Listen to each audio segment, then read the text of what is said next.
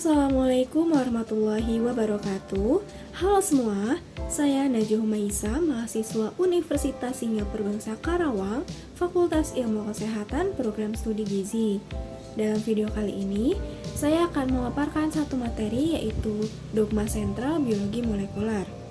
Video kali ini dibuat untuk memenuhi tugas mata kuliah biokimia yang diampu oleh Ibu Dr. Fatma Syahbanu, STP. Selamat menyaksikan. Dogma sentral biologi molekuler ini adalah suatu proses perubahan gen dari DNA menjadi RNA dan RNA menjadi protein. Jadi dogma ini menjelaskan bagaimana proses pembacaan materi genetik menjadi protein yang berperan dalam setiap tahap metabolisme di dalam tubuh suatu organisme. Dogma sentral memiliki 3 tahapan besar dalam mekanismenya. Yang pertama ini ada replikasi, yaitu proses duplikasi DNA menjadi DNA yang baru dengan bantuan DNA polimerase. Yang kedua ada transkripsi, yaitu proses perubahan DNA menjadi RNA dengan bantuan RNA polimerase. Dan yang ketiga ada translasi, yaitu sintesis RNA menjadi protein dengan bantuan ribosom. Untuk penjelasan lebih detailnya, saya akan menjelaskan mekanisme ini dalam video animasi berikut ini. Silakan disimak. DNA adalah molekul yang terdiri dari 2 helai berpilin satu sama lain membentuk double helix. Setiap helai terdiri dari 4 basa kimia yang diwakili oleh huruf A, C, G, dan T. 2 helai saling melengkapi. Artinya, dimanapun ada T dalam satu untai, akan ada A di untai berlawanan. Dan dimanapun ada C, maka akan ada G di untai lainnya. Setiap helai memiliki ujung 5 dan 3 di akhir. 2 helai berjalan berlawanan arah. Ini menentukan bagaimana masing-masing untai DNA direplikasi. Langkah pertama dalam replikasi DNA adalah untuk memisahkan 2 helai. Proses ini dilakukan oleh enzim helikase. Untaian yang dipisahkan masing-masing memberikan template untuk menciptakan untai baru DNA.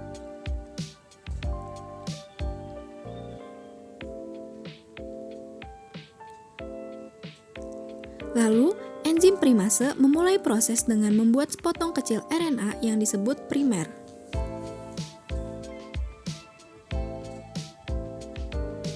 Ini menandai titik awal untuk pembentukan untai baru DNA. Lalu, enzim yang disebut DNA polimerase mengikat primer dan akan membuat untai baru DNA.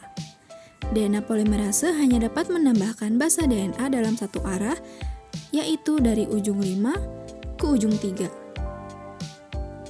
Salah satu untai DNA yang terbentuk yaitu leading strand dan dibuat terus-menerus. DNA polimerase menambahkan basa satu persatu dari arah 5 ke 3. Untai lainnya yaitu lagging strand tidak bisa dibuat dengan cara yang sama karena berlawanan arah. Karena itu DNA polimerase hanya dapat membuat untai DNA dalam serangkaian potongan kecil yang disebut fragmen Okazaki.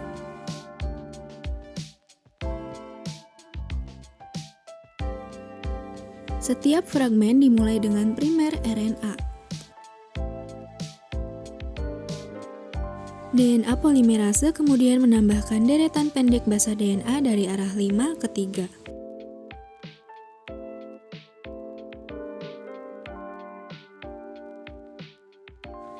Primer berikutnya kemudian ditambahkan lebih lanjut di lagging strand. Fragmen Okazaki lain kemudian dibuat dan proses ini diulangi lagi. Setelah DNA baru telah dibuat, enzim eksonuklease menghapus semua primer RNA dari kedua untai DNA. Enzim DNA polimerase yang lain kemudian mengisi kekosongan yang ditinggalkan dengan DNA.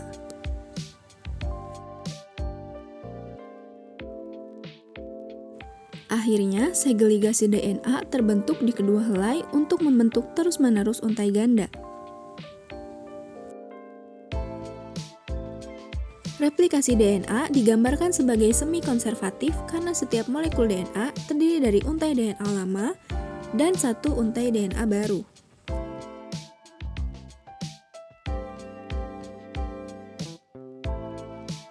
Berikut ini adalah sel, unit dasar dari semua jaringan hidup. Dalam sel manusia ada struktur yang disebut nukleus, yang berisi inti gen-gen. Pada manusia, gen dibagi antara 23 pasang kromosom. Setiap kromosom mengandung untaian panjang DNA yang tersusun erat di sekeliling protein yang disebut histon. Dalam DNA ada bagian yang disebut gen. Gen-gen ini berisi petunjuk untuk membuat protein. Ketika gen diaktifkan, enzim yang disebut RNA polimerase menempel pada awal gen. Bergerak di sepanjang DNA membuat untaian mRNA dari base kosong yang ada di dalam nukleus.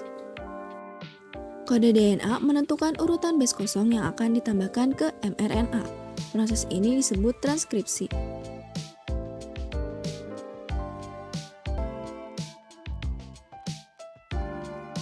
Sebelum messenger RNA dapat digunakan sebagai template untuk produksi protein, ini perlu diproses. Ini melibatkan menghapus dan menambahkan bagian dari RNA.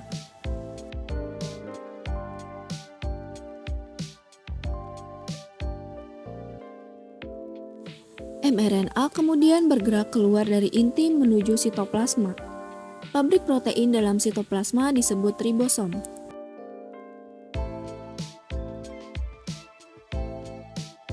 Ribosom mengikat mRNA dan membaca kode mRNA untuk menghasilkan rantai yang terdiri dari asam amino. Ada 20 jenis asam amino. Molekul RNA transfer membawa asam amino ke ribosom. Ketiga base penyusun mRNA dibaca sekaligus. Sebuah RNA transfer memberikan asam amino yang sesuai. Hasilnya ditambahkan membentuk rantai dari asam amino.